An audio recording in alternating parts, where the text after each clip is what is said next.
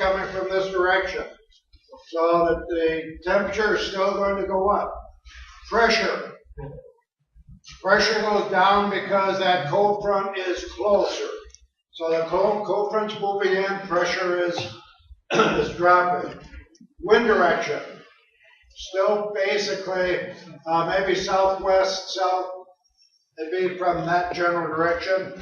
Precip, not yet. Any clouds that you might see are some cirrus clouds, indicating the approaching of the front. How about D? Temperature up or down? Down. Yeah, remember your air is coming out from this direction, probably northeast. It's going to cool a little bit. Temperature might be relatively stable. If anything, it probably will drop a little bit. Pressure will drop because you're getting closer to front. Wind direction, northeast. Precipitation, yes or no? You bet, because again, remember that precipitation pattern around the warm front is something like this. Oops.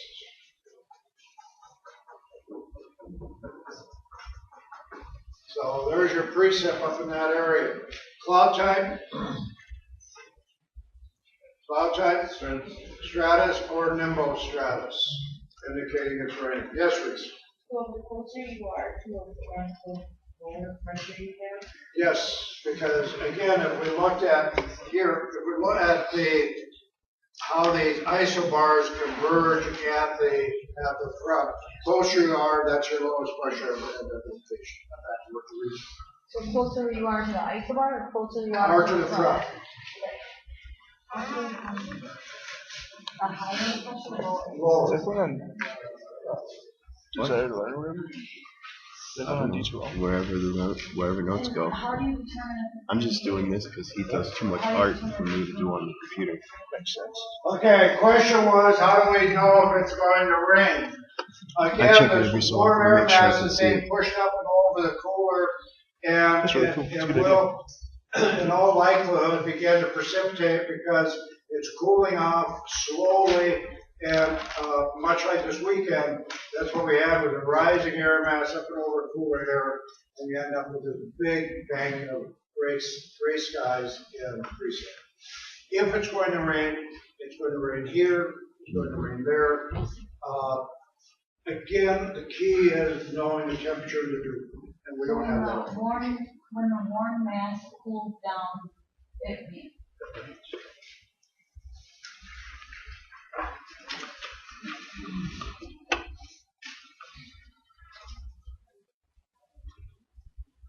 Okay, let's try something new. We'll do a little D&D. Death and destruction. Everybody likes a little D&D, death and destruction. Okay, very intense cyclonic storms are tornadoes and hurricanes. Tornadoes are basically found along mid-latitude cyclonic storm paths. So wherever you have mid-latitude cyclonic storms, you have the possibility of tornadoes forming. We are fortunate in the U.S. that we have more tornadoes than any other area of the world. We have about 80% of all tornadoes on an annual basis. And the reason we have this type of activity is because of the CP and MT air masses. For tornadoes to form, you need the following sets of conditions. You need cold, dry air interacting with extremely warm, moist air. And third, we need upper atmospheric jet stream activity. Okay, upper atmospheric jet stream activity. So you need CP air mass, you need an MT air mass, and upper atmospheric jet stream activity. the greater the difference between the two air masses. The greater the difference in temp, the greater the difference in humidity, the greater the possibility of violent storms. So the maximum difference between these two air masses is generally late spring to early summer. We still have that CP air mass in Canada being cold and dense, and now warm, moist air is being pushed out. So you have the extreme air masses coming in contact with one another. Again, late spring, generally late March to about July 15, 20. That's your peak season. Over 3/4 of all tornadoes are in that peak season. Every state, including Alaska and Hawaii, have tornadoes, but they're concentrated in a zone called Tornado Alley, which runs from north central Texas through Oklahoma, Kansas, Missouri, into Iowa and Illinois. That is Tornado Alley. What? Do we need to know that? Yeah. You should know tornado. That's in your book. Tornado Alley is from Texas up through Iowa, and then all the states in between. We have currently about 1,000 tornadoes per year. That, I don't mean we in Wisconsin, but in the U.S. That number is somewhat higher in the last 2 decades than it was prior to that.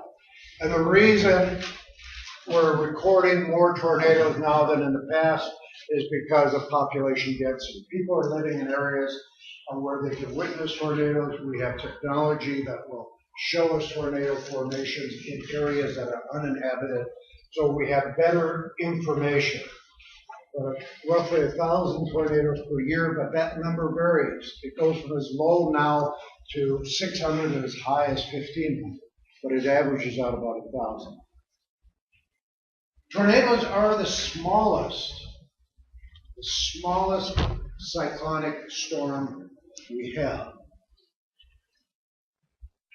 Normally, they are less than 2,000 feet in diameter, less than a half-mile in diameter.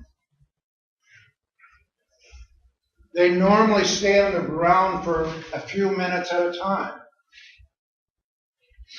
And they're normally on the ground for less than a mile. Pardon? I'm sorry? It doesn't incrementally last terrifying. Yep. Oh, I'm not saying they're not devastating. And I've lived in some in Indiana. Yeah, they are frightening as all heck. But I have a question to you. Most people say a tornado sounds like Freight train. a freight train, right? What did they sound like before freight trains were invented? Huh? Yes, sir. Typical tornado is less than 2,000 feet across. Okay, now, those are the typical numbers. There are tornadoes that have been more than a mile wide. There is one tornado that stayed on the ground for almost 300 miles. I mean, literally stayed on the ground for that entire distance. So you have those rare phenomena. And you have occasionally a single tornado, or you may have from time to time major tornado outbreaks. And when you have a tornado outbreak, it's generally along an active cold front, very active cold front moving across the Midwest. Tornadoes in a tornado outbreak, you may have 40, 50 tornadoes from that same cloud formation, that same front. These tornado families can create major damage. At the beginning of the 20th century, we had tornadoes that accounted for 400, 500, 600 lives were lost in one outbreak. Moved across the landscape, and at that time, we didn't have the technology we have today. Since 1885, there have been 6 cases of tornadoes that have resulted in more than 500 fatalities. The last one was 2011. So